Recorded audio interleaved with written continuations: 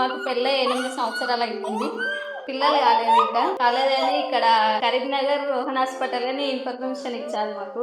అంటే మేడం దగ్గరికి వచ్చాము. ఇక్కడికి మేడం చేస్తామని అన్నది. ఇక్కడ వేరే హాస్పిటల్కి వెళ్ళినా కానీ అక్కడ సహకరి మేడం గారి పేరు శ్రీదేవి మేడం.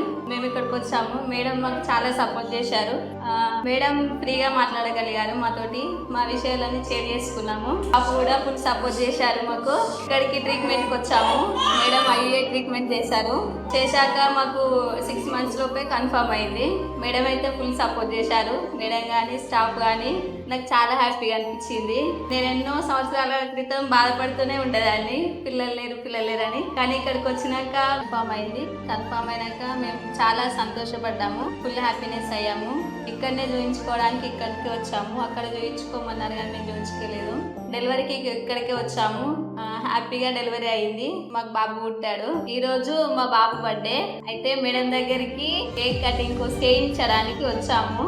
నేను అంత దూరం నుంచి వచ్చానంటే మేడం నాకు హ్యాపీనెస్ ని ఒక గుర్తుని ఇచ్చింది కాబట్టి ఇంత దూరం నుంచి వచ్చాను. సిద్దిపేట దగ్గర నుంచి మేము